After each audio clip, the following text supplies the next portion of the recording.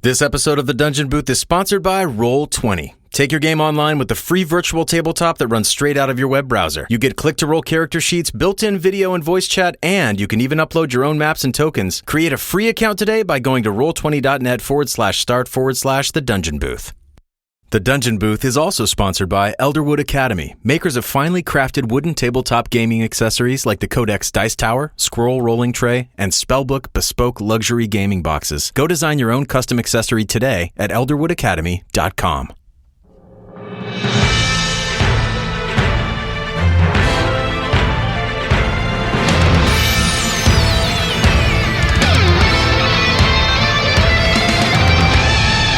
Welcome to the very first episode of The Dungeon Booth. I'm voice actor Christopher Waycamp. You might know me as the voice of Shota Eraserhead Aizawa from My Hero Academia, Miles Edgeworth from the Ace Attorney anime, or Kodai from Star Blazer's Space Battleship Yamato 2199. I'll be your host and Dungeon Master. I've been playing and running tabletop role-playing games for over 20 years. This podcast features voice actors from some of your favorite anime, video games, and cartoons coming together to play Dungeons & Dragons 5th edition. Each adventure is a standalone one-shot game. After a game ends, a new one will begin in the next episode, complete with a whole new cast of voice actors. This first game marks my return to playing D&D 5th edition in person, and I can't tell you how good it was to get back in the DM seat and run a game. That said, you'll have fun discovering the spots where I made a few mistakes. While the rules are necessary and you can't hold the game together without them, what I've always loved best about playing D&D is the collaborative storytelling that can happen at any given moment. I love that the story can go anywhere, that it's fun for it to go. I've been working on putting this podcast together for over a year, and it's been in the back of my head for long before that. And I feel like the time is right for it, and I hope you guys enjoy listening to it as much as we enjoyed making it. Oh, and stick around all the way to the end so that you can hear a preview of Episode 2. And now, without any further ado, meet the Game 1 cast of The Dungeon Booth. First up, in alphabetical order and sitting in front of me and to my left is voice actor and Funimation ADR director, Felicia Angel. You said it right. Never says it right. She is best known as the English voice of the invisible girl Toru Hagakure in My Hero Academia, Shaltir Bloodfallen from Overlord, the Supreme Kai of Time from the video game Dragon Ball Xenoverse, and Emiyusa, the hero Amelia from The Devil is a Part-Timer. Welcome, Felicia. Hey.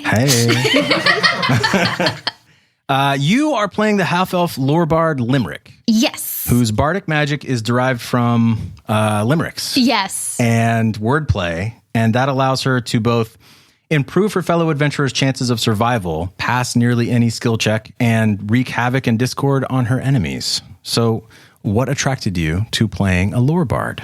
My life. Your life. I've seriously, in all the times that I've roleplayed, I usually go for bard or rogue, someone with some wiggle room to sort of do the unexpected, gives me room to mess up a little bit and call it in character. Okay, that sounds good. If you could, please describe Limerick's physical appearance, her attire, any noticeable equipment, and just kind of her general demeanor this morning as she sets out on the road to meet the carriage that will pick her up. Right. Limerick is of an average height and weight, being a half-elf. She does have elven features as far as face shape and ears, but more rounded human facial features. She looks like she spends a lot of time in the sun, some sandy blonde hair, tan skin. She is wearing all of her favorite colors, which is just all of them. Many layers of skirt to dazzle. And she's in a fairly good mood. Limerick tends to put out a little bit more of a happy front while she coolly assesses a situation to see if it's worth her time. Okay. Very good. Well, glad to have you and welcome to the game. Next up, sitting directly to my right, is voice actor and indie video game scriptwriter Jill Harris. She is best known as the English voice of Mandalay, the leader of the Wild Wild Pussycats hero team in My Hero Academia, Noelle Silva in Black Clover, and Naho in Orange. Hi. Welcome, Jill. So you have decided to play a mountain dwarf barbarian, Erica, who is very skilled at battle. She's very tough, but also sometimes goes into a embarrassing barbarian rage to soak up damage, and it allows her to crush her enemies and drive them before her. So tell me, what was it about the Barbarian that made you think about wanting to play it? I like the idea of a very shy girl who's very strong. Yeah. And just kind of that battle of, oh, I'm strong and I should use this, but I wish I were more feminine. Yes. Okay. Yeah. It's kind of that tension. Okay. So please describe Erica's physical appearance, her attire, any noticeable equipment, and her general demeanor as she's getting up and she's headed out to the coach so that she can begin this mission today. Her clothes are very rough and homespun, probably patched a lot, made by her and her mother. Lived in a very close-knit family, and she's venturing out now on her own. Worn boots, worn gloves, and her most notable thing is she's got a big great axe on her back, which she can carry with ease. Excellent. Well, welcome to the game. Thanks. And finally, sitting directly to my left, Funimation ADR director and voice actor, Kyle Phillips. I'm sorry. You're the only one clapping. Kyle's here. He is best known as the English voice of the stun gun hero Charge Bolt Denki Kaminari from My Hero Academia, Marco from One Piece, and also the director of Overlord and the Ancient Magus Bride. Welcome, Kyle. Thank you, Chris, for having me. You are playing Thok, an orphaned half-orc monk who learned from his murdered master Orla the secrets of channeling his ki via the way of the open hand technique. That's right. He can use, and there he is. There's Thok already. He's able to use multiple attacks. He performs graceful acrobatic maneuvers and cat-like reflexes so deft that he can pluck arrows out of the air mid-flight. That's right. So what about playing a monk appealed to you? Not necessarily a monk specifically, but I always like playing kind of different mixed types, like a vampire paladin or something like that, like two types that you wouldn't necessarily think play well together. So a half-orc monk, I don't think orcs are necessarily monks all the time. Not necessarily dexterous all the time because they get that +2 to strength. So that is an interesting angle. So if you could, please describe for us Thok's physical appearance, anything he's wearing, any noticeable equipment, and just kind of his general demeanor as he is headed out on this mission. Well, as a monk, Thok's physical appearance is, of course, very simple. Kind of the stereotypical green, half-orc skin color, random scars from years of traveling and fighting, fisticuff style. Pretty simple clothing, covered up all the way, pants and shirt. Mostly has his arms folded all the time. Okay. Very untrusting. Okay. Because at a young age suffered a traumatic event. Okay. So does not trust people. Does he have any hair? No hair. No hair at all. No hair. Two fangs sticking out his bottom lip. So that's why he sounds like this. Does he? Yellow eyes. Does he wear shoes or no shoes? Barefoot. Barefoot. Going through like life a barefoot. hobbit. Okay. Underbite, yellow eyes, can't lose. That's right. And now it's time for our very first experience points of interest, where I read an epic, whimsical, or memorably terrible experience shared by you, the Dungeon Booth fans. Rachel Cohn writes, "It was near the end of the game, and we had to get out of this haunted house we were exploring before the ghosts got us. One of the ghosts was charging at my boyfriend's character, who was in the main hall upstairs trying to escape down the stairs, and tried to attack him. But the DM rolled a natural 1, which caused the attack to miss, and instead blast a door next to him off its hinges and onto the floor at the top of the stairs. My boyfriend then rolled a natural 20 for acrobatics and used the broken door as a surfboard to surf down the stairs and all the way out of the house through the front door." Thanks, Rachel. That sounds like an amazing scene from Scooby-Doo. And your story has won a prize, courtesy of our friends at Roll20.net. So what is Roll20.net? Well, it's a free virtual tabletop tool set that runs in your web browser that's used by over 3.5 million tabletop role players just like you. It allows you to create character sheets with just a few mouse clicks. You can use built-in video and voice chat so it feels like you're playing with your friends at the table, no matter where you are in the world. And you get access to your favorite game systems like Dungeons & Dragons, Pathfinder, literally hundreds more to choose from. All those features are what you get with just a free account. So when you go to Roll20.net and sign up, you get all that for free. Rachel, for you sharing this epic tale with the world, you are also going to get free 3-month subscription to Roll20 Plus.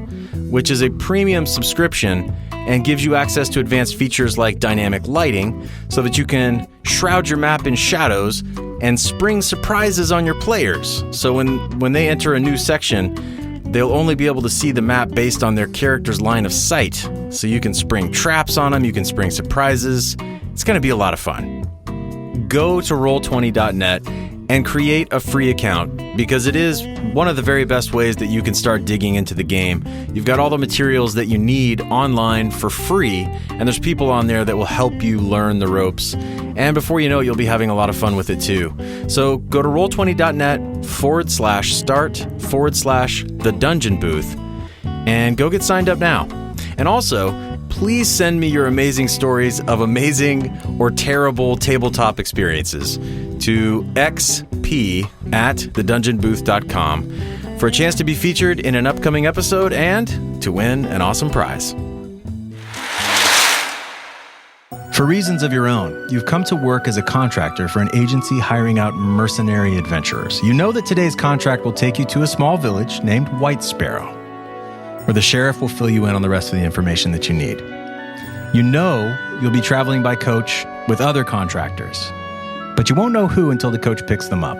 All you know now is that the sun will soon rise, your gear is packed, and a new challenge awaits.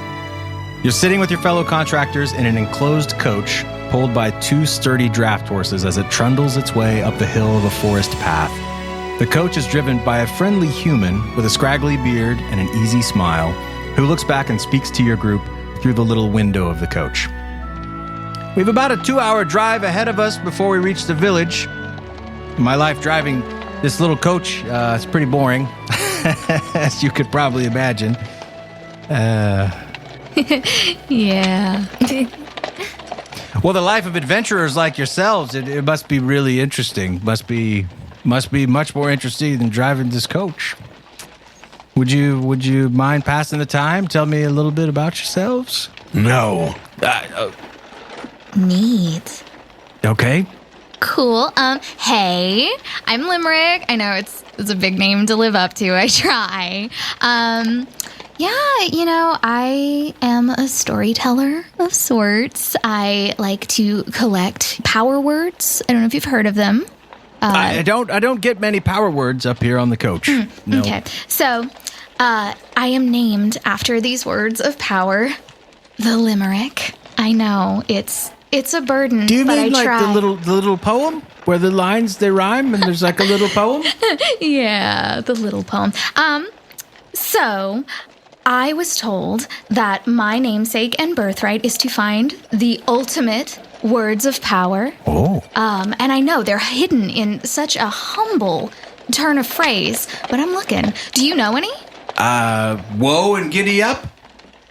Limericks? I don't know.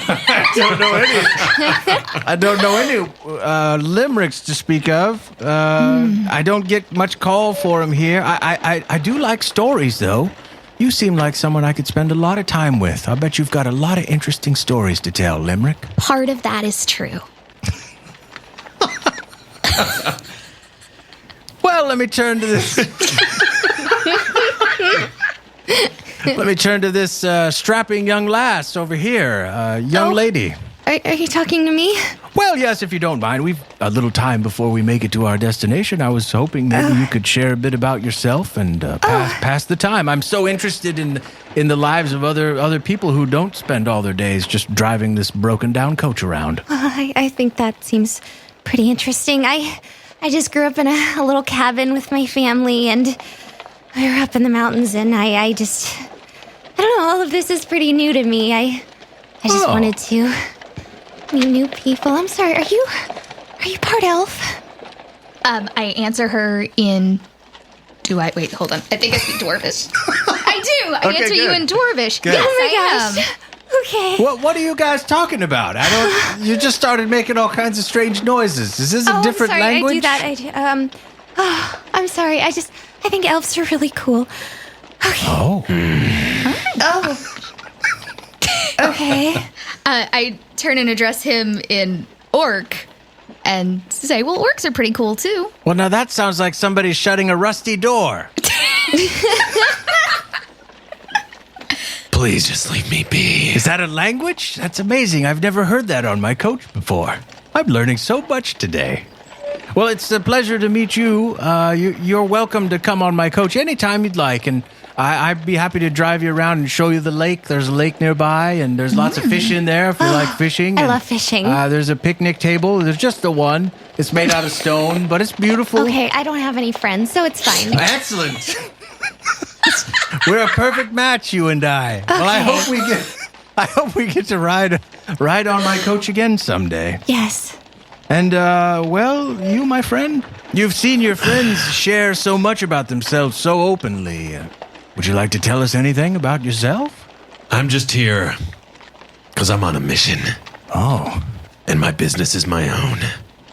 I can tell you're a serious man on a serious mission, and I hope that whoever's waiting for you at the end of that mission gets out of your way fast. Let them try. Like you're not going to let them get out of your way? No, you can't get out of my way. All right. As the coach kind of continues its way through this path, you see some mountains, some snow-covered peaks in the distance, and you can hear some birds sort of just waking up as the sun is creeping up over the top of the horizon. You begin to notice that the road is getting smaller. So whereas before you were on a much wider thoroughfare, now it seems to be narrowing quite a bit. And you seem to be entering kind of the countryside. This is perhaps a place that you've been to before, but it's the countryside. It looks like almost any other place you could go. It's just sort of a worn track down a path. And time passes pretty quickly, but at a certain point, you notice that the coach is beginning to slow down. And by mid-morning, it rolls to a stop at a wooden signpost you can see sticking up from the path, with an arrow pointing down a well-worn dirt and gravel footpath to the left. And on the front of the signpost, there's a picture of a painted white bird. So since it stopped, you each step out and you look up past the treetops of the surrounding forest of tall oaks, and you can see that the sun has become obscured by some sheets of iron gray clouds. It looks like there might be some storms kind of rolling in. I'm going to have to start deciphering what each grunt means. The coachman turns to your group and he says, "White Sparrow, there's a 30-minute walk down the path that way towards the left," and he points over to the sign. "When you arrive, you'll find Sheriff Willowmane, and she'll be waiting for you. Every time I've ever had to bring any travelers who look as out of town as you do, they need to go straight and talk to Sheriff Willowmane. So that's usually the best idea." And he bids you good luck. He reins his horses forward and he heads down the road to his next destination. Coach kind of trundles off. Bye. It's unexpectedly polite. In that one, you sort of sounded like a robot. Like, bye. I haven't perfected the thought That's voice fine. yet. Elderwoodacademy.com is a crafter of fine wooden tabletop gaming accessories that will take your tabletop game to the next level. I first came to know their gaming accessories when I found the Codex Dice Tower, and the craftsmanship and the attention to detail really impressed me. It's a 3 inches wide by 10 inches tall wooden tower designed to look like an ancient scroll case with decorative hardwood caps. It's wrapped in foil-pressed leather, all of which can be customized, from color to laser-cut artwork. It's sturdy, yet lightweight, and the attention to detail and care of craftsmanship really comes through in each piece. You can tell they really care about the quality with these pieces. So check these out for yourself. See how amazing these products look. Using these dice towers really adds a fun and classy element to playing your favorite tabletop games. But even if you don't play, their accessories make a great personalized gift for the tabletop gamer in your life. So go and check out elderwoodacademy.com today. Now, back to the game. What do you want to do? Oh, well, Thok just starts walking to White Sparrow. By himself? Just takes walking. off. Okay. Assuming his companions are with him. But not looking back. No, just walking. Yeah, Limerick decides to walk just like uncomfortably close to Thok. Just like, but not enough that he can call her on it without it being awkward. Describe for me sort of the configuration. So if Thok is headed off down the path, not looking back, where is Limerick in relation? I mean, like directly behind him to in one his side. blind Like, spot. oh, yeah, Okay. just right there. Okay. And the height difference we should also add is pretty stark here. Yeah. Because Thok is what, 6'6"? 6'6". Oh, and she's 5'6". So there's a foot difference. So you can't even see anything. You're just staring directly at his back. Yeah. Well, I was hoping to be off to one side a little bit. Okay, just enough that like if he looked back, I could like And do you look back? I just fart. Orc farts. Is it loud or is it silent but deadly? It's silent at first and then it gets loud. At the end? It's like is it enough that she would notice it? I got my elfin. Let's do our first. Perception. Let's do our first roll to be if Limerick can notice this fart or not. Let's do it. Am I rolling perception? Yeah, give me a D20 perception check and add 2. Okay. So what's your dexterity bonus? You've got a 2 bonus, I think? 3. A 3. Okay, so you got a 5. I got 5. So with a 5, you smell what probably smells. Maybe there's some dead animal in the foliage nearby as you're passing by. Oh. And then after Like today, like this company didn't make me sad enough. and knowing not hearing any reaction from Limerick, Thok cracks his first smile in his life. In his life. In his life. Knowing that he just let one rip. This is a momentous that, kids, day. is how I met your mother. Just right there. Okay, sorry. What a momentous day that we're all taking part in here. Erica, what do you do? Shoulders tense. She looks at Limerick. She looks at Thok.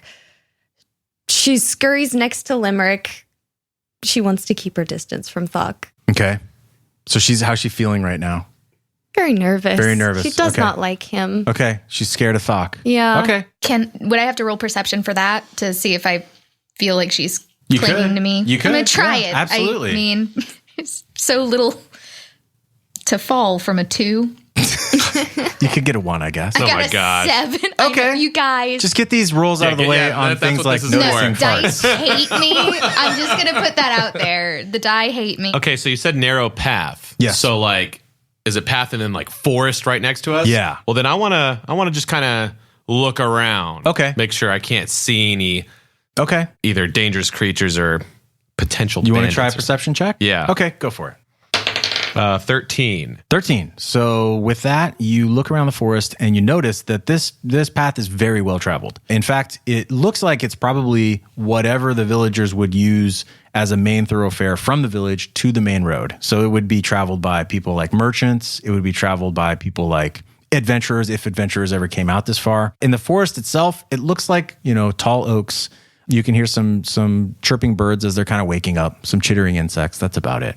All right. Thok looks around and assumes that this is a pretty safe path. It'll be a safe 30-minute walk to the village. Okay. So you guys continue down the path. And light rain begins to fall as you walk down the path. And this gloomy kind of mist starts to cover the forest floor around you, just very lightly at first. But then you notice that it's kind of pooling in the hollows in between the trees and starting to thickening up a little bit. Well, that's ominous. And then up ahead, about 40 yards or so, you can see there's a large tree that looks like an old growth oak tree. And it has fallen across the road. And it looks like you can see there's something under it as well. From this distance, you're about 40, 50 feet away. It looks to be maybe like a wagon, like something that would be used as like maybe a farm implement. And it's been crushed under the weight of this giant tree. And then it sort of looks to you like there could be a leg sticking out from under it. Kind of looks like a leg. You don't see any movement. There's no discernible movement whatsoever and no sound that you detect. All right. Thok starts jogging towards... Jogging. Okay. So This, you take 2 steps in a jog and you hear a voice and it says, "Drop your weapons and your belongings on the ground. And in the name of the Nightblades, we'll spare your lives." No.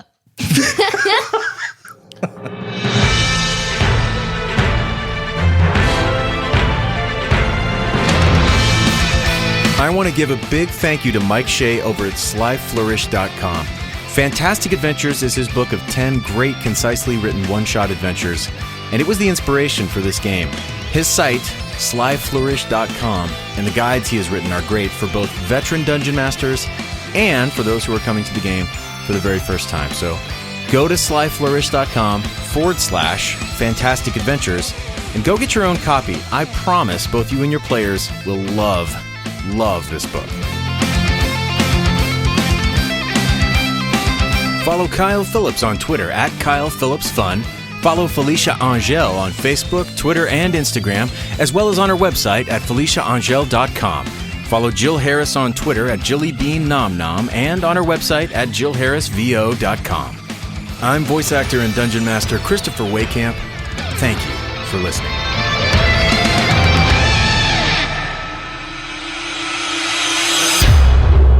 Next time on the Dungeon Booth. So what did you do to try to distract and confuse him that failed so badly? The spin. You spun? The spin. And you faced him? And I faced him and I said, hey, you. And just totally blanked, but looked really angry. Yeah. He just kind of licked his lips and just kept advancing towards you. Man. What a waste of awesome initiative.